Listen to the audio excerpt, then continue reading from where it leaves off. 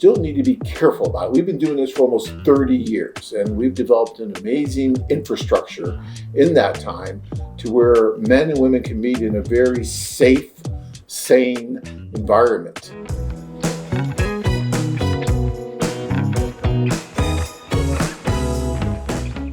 Many of you may have seen in the news about some of the issues that people that have been using the dating apps and the Tinders of the world, those kind of sites, have been running into in Colombia. And unfortunately, there's been several deaths in that area. And it's not just Colombia.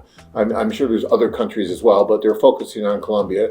And, as always, the media is a little bit slow to the party because we've been talking about this now for quite some time. A year and a half ago or so, there was a gentleman that very same thing happened. Went over, used an app and was lured somewhere and then drugged, and then unfortunately it's too much of the drug and died.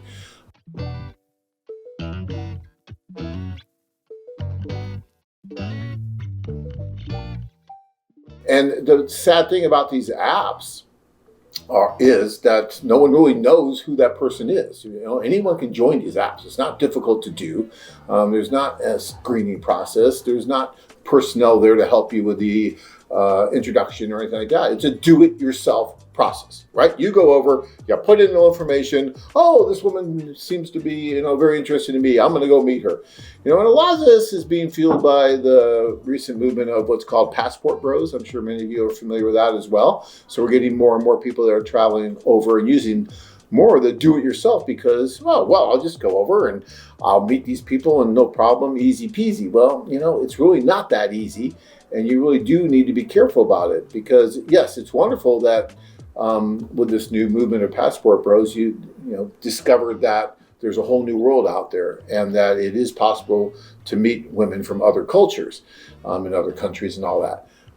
But you still need to be careful about it. We've been doing this for almost 30 years, and we've developed an amazing infrastructure in that time to where men and women can meet in a very safe, sane environment.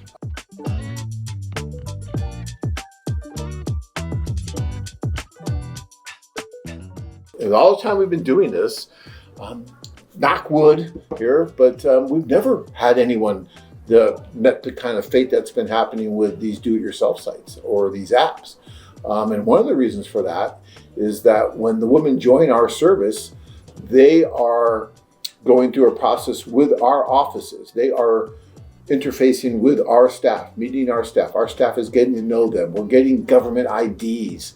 We are talking with them. We are interviewing them. We are building relationships with them. We are building relationships with them before you have the opportunity to build a relationship with them.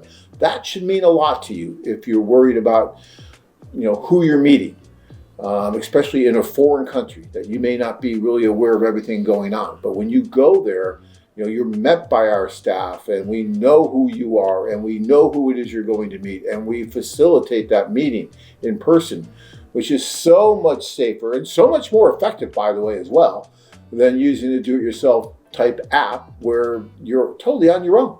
In a foreign country where you don't know anyone and you don't know really who it is on the other end of that app that you might be talking with. You see a photo and you think it's that person, but how do you know it's that person? I mean, is there any kind of screening process that they have to really go through to really prove that they're that person? You don't have to upload ID. Some profiles, you can have like check mark, it says profile verified, but all it is, you just sending them your selfie of your face. But if it's a scam account, it's just, again, there's real participate in the scam. It's all you need to take a selfie of yourself. That's all verification process. Again, there is no passport there that they require, nothing else. Just a photo and a selfie. You go over, you think, even if you've had maybe some kind of a correspondence or something going back and forth with this person, quote unquote, when you go to meet, you really don't know who it is you're meeting. It could be anyone, or this person could be involved with a criminal syndicate that's working to lure people like you to a country and then take advantage of you. Best case scenario is that they just rob you. Worst case scenario is that they kill you. And according to the papers lately, they've had 8 plus men that they think have been murdered in this way recently in Colombia. So now all of a sudden Colombia's got this terrible bad rap about, oh, well, it's not safe, you can't go, blah, blah, blah. Well, it is safe if you do it the right way, right? There are safer ways to go about doing it. Look, anything can happen anywhere, even on our site. It's possible that anything can possibly happen. But the probabilities of something happening to you in this vein on our site are so much lower than on a do-it-yourself app, given all of the reasons I just stated. The fact that, we follow government regulations. We follow the IMBRA laws, which is the International Marriage Broker Regulation Act, which we are obliged to follow.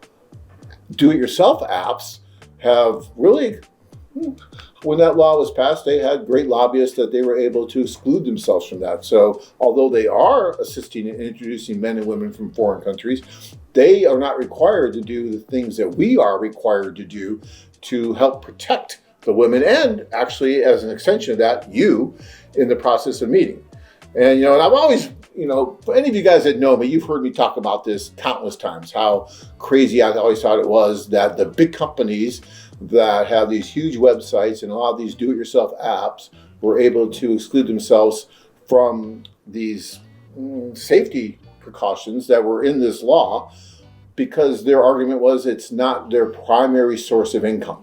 Their primary source of income is domestic dating. Thus, they should not have to give women information about their rights. They should be able to exchange contact information whenever they want without any prior conditions, because it's not their primary source of income.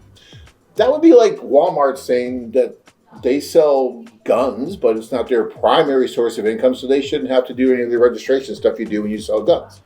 You see, it just doesn't make sense. Yet somehow they were able to do that. And now we're starting to see some of the results of that, because if they had the regulations and if they followed the same regulations that we did and did the things that we do and build the relationships like we do, you wouldn't see these kind of things happening, or at least it'd be a very, very smaller incidence of it.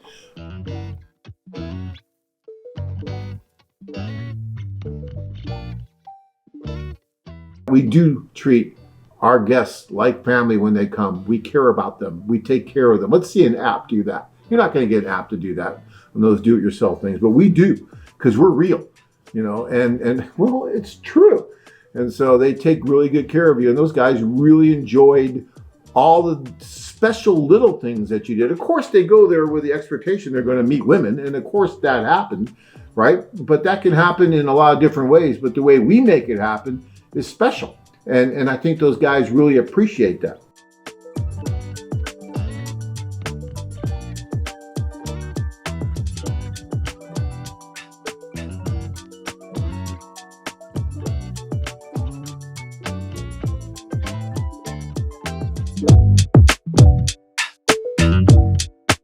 Remember what we talked about the do-it-yourself sites and the apps out there. So when you read these things in the papers and stuff, remember what they're talking about. It's not us.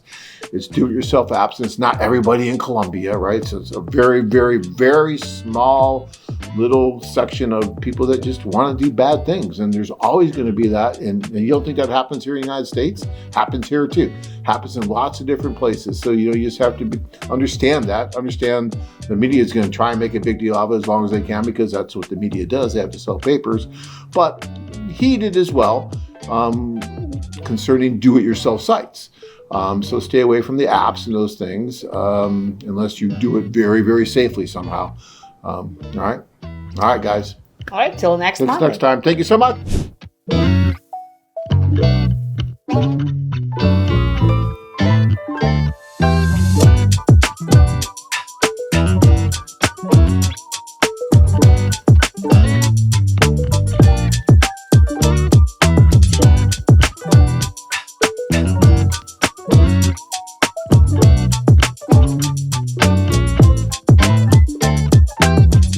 Seeking for that one special woman to complete your life? Begin your journey with us and be one step closer to finding her.